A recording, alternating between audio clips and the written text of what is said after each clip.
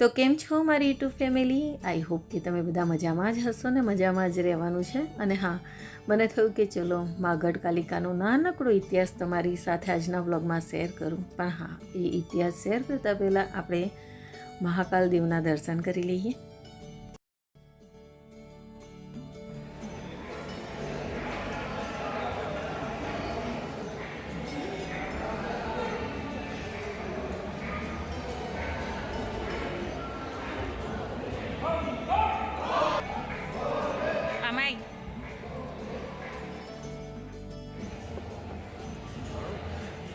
ફરી આવીશું દર્શન કરવા.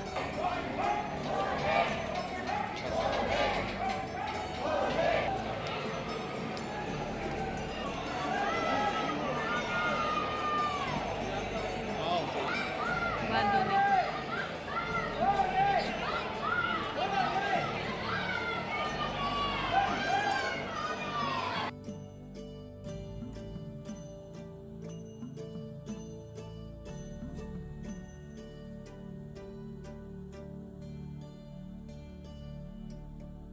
તો આપણે મહાકાલ દેવના દર્શન કર્યા, તો સાથે એમના મંદિરની ધ્વજાના પણ દર્શન કરી લો. હવે અમે નીકળી ગયા છે ગઢકાલિકા મંદિર જવા માટે. તો વ્લોગમાં બન્યા રહેજો. અને હા, ગઢકાલિકા માતાનો નાનકડો ઇતિહાસ તમને જણાવવાનો જરૂર પ્રયત્ન કરીશ, તો વિડીયોને બિલકુલ પણ સ્કીપ ના કરશો. તો અમે પહોંચી ગયા છે મા ગઢકાલિકા, અને અમે જ્યારે પહોંચ્યા ત્યારે માતાજીની આરતી ચાલુ જ હતી.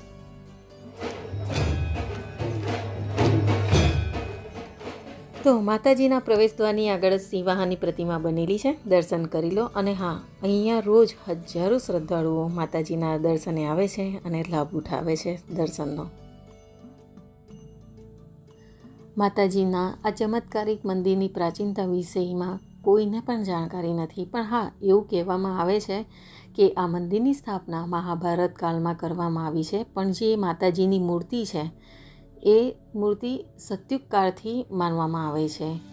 અને પ્રાચીન મંદિરનો જીર્ણોદ્ધાર સમ્રાટ હર્ષવર્ધન દ્વારા ઈસવીસન 606માં કરવામાં આવ્યો છે, એવો પણ ઉલ્લેખ જોવા મળે છે.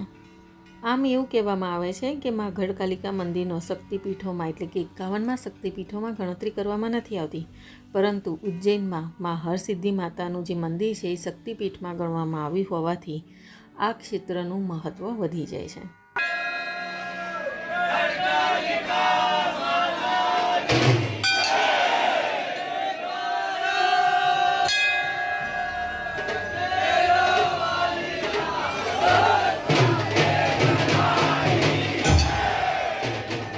આપણે મળીએ મંદિરના પૂજારી મહંત કરિશ્માનાથજી દીદીને, અને ત્યાર પછી હવે આગળ વધીએ.